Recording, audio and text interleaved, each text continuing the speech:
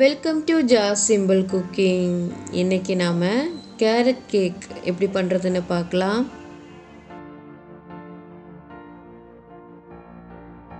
Carrot cake பண்ணுறதுக்காக நான் இங்கே 2 மீடியம் சைஸ் கேரட்டை நல்லா தோல் சீகி அலசி எடுத்து வச்சுருக்கேன். இப்போ இதை ஒரு கிரேட்டரில் வச்சு நல்லா கிரேட் பண்ணி எடுத்துக்கலாம்.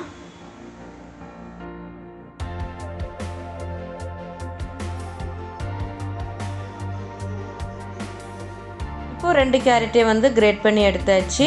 இது கப்பில் அளந்திங்கன்னா கிட்டத்தட்ட 1 கப் இருக்குது. இப்போ இதை சைடில் எடுத்து வச்சிடலாம்.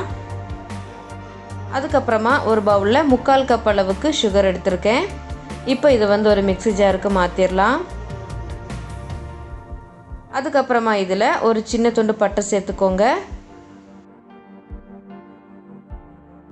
சேர்த்துட்டு நல்லா பவுடர் பண்ணிக்கோங்க. இப்போ சுகரை நல்லா பவுடர் பண்ணியாச்சு. இப்போ நாம் இதை சைடில் எடுத்து வச்சிடலாம். அதுக்கப்புறமா கேக்கில் சேர்க்குறதுக்காக நான் இங்கே 2 முட்டை எடுத்திருக்கேன். இதை ஒரு பவுலில் மாற்றிக்கலாம்.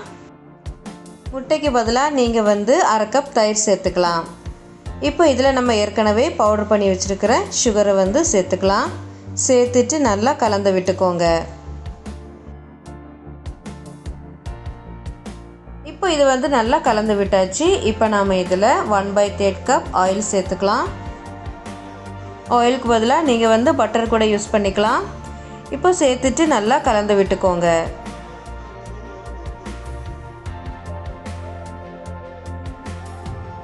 இப்போ நல்லா கலந்து விட்டதுக்கப்புறமா இப்போ இதில் ஒரு சல்லடை எடுத்து வச்சுக்கலாம். இப்போ இதில் 1 கப் அளவுக்கு மைதா மாவு சேர்த்துக்கோங்க. கூடவே 1 teaspoon baking powder, 1/2 teaspoon baking soda, அதுக்கப்புறமா 1/4 டீஸ்பூன் உப்பு சேர்த்துட்டு இது நல்லா சலிச்சுக்கோங்க.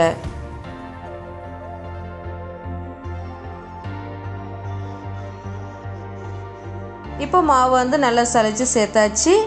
இப்போ இது நாம் நல்லா கலந்து விட்டுக்கலாம். மெதுவாக கலந்து விட்டுக்கோங்க. இப்போ எல்லாம் சேர்த்து நல்லா கலந்து விட்டாச்சு.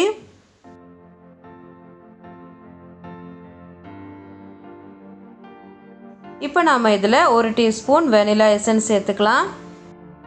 இப்போ இதில் பால் சேர்த்துக்கலாம். நான் இங்கே முதல்ல 2 ஸ்பூன் அளவுக்கு பால் சேர்த்துக்கிறேன்.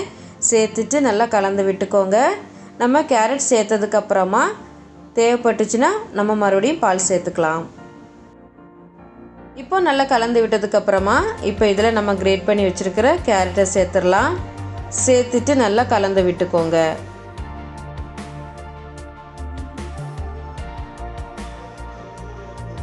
இப்போ கேரட் சேர்த்து நல்லா கலந்து விட்டாச்சு. கன்சிஸ்டன்சி கரெக்டாக தான் இருக்குது. நான் இதில் 2 டேபிள் ஸ்பூன் பால் மட்டும் தான் சேர்த்துருக்கேன். அதுக்கப்புறமா கேக்கு பேக் பண்ணுறதுக்காக நான் இங்கே ஒரு நான்ஸ்டிக் சாஸ்பேன் எடுத்து வச்சுருக்கேன். உள்ளே ஒரு பட்டர் ஷீட் போட்டு அது மேலே நெய் தடவி வச்சுருக்கேன். அதோட ஓரங்களையும் நான் நெய் தடவி வச்சுருக்கேன். இப்போ நாம் ரெடி பண்ணி வச்சுருக்கிற பேட்டரை உள்ளே சேர்த்துடலாம்.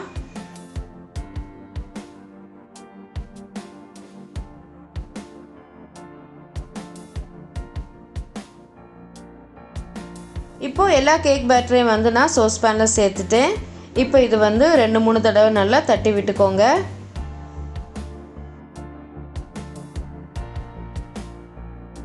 இப்போ நாம் இதை பேக் பண்ணிடலாம். அதுக்காக நான் இங்கே ஸ்டவ் ஆன் பண்ணி ஒரு தவா வச்சுருக்கேன்.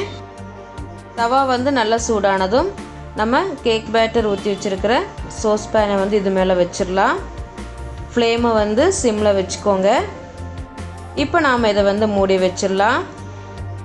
இந்த மூடியில் உள்ள ஒரு ஹோலை ஒரு பட்டர் பேப்பர் வச்சு இப்படி மூடிக்கலாம். அதுக்கப்புறமா சைடில் உள்ள அந்த கேப்லேயும் ஒரு பட்டர் பேப்பர் நான் வச்சுருக்கேன். இப்போ இது நல்லா வேக வச்சிடலாம். எனக்கு கேக் வேகிறதுக்காக கிட்டத்தட்ட 1 மணி நேரம் போல் இருந்துச்சு. இப்போ இந்த மாதிரி ஒரு குச்சி வச்சு செக் பண்ணிக்கலாம். பாருங்கள், இது நல்லா க்ளீனாக வந்திருக்கு. இப்போ நாம் இதை தவாலேருந்து எடுத்து வச்சிடலாம். இப்போ இது கொஞ்சம் ஆறட்டும். நாம் எடுக்கிற பாத்திரத்தை பொறுத்து கேக்கு பேக் ஆகிற டைம் வேரி ஆகும். இப்போ இது நல்லா ஆறினதுக்கப்புறமா பட்டர் ஷீட்டை ரிமூவ் பண்ணிடலாம்.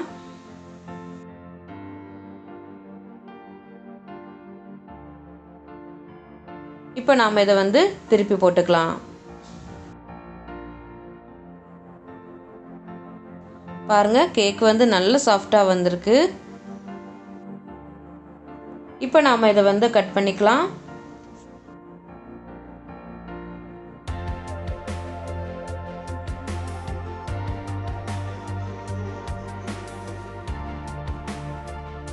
பாருங்கள், கட் பண்ணியாச்சு. நல்லா சாஃப்டாக இருக்குது. டேஸ்ட்டு வந்து ரொம்ப சூப்பராக இருக்கும். நீங்களும் வீட்டில் ட்ரை பண்ணி பாருங்கள். இந்த வீடியோ உங்களுக்கு பிடிச்சிருந்துச்சுன்னா லைக் பண்ணுங்கள், ஷேர் பண்ணுங்கள், மறக்காமல் சப்ஸ்கிரைப் பண்ணுங்கள். தேங்க்ஸ் ஃபார் வாட்சிங்.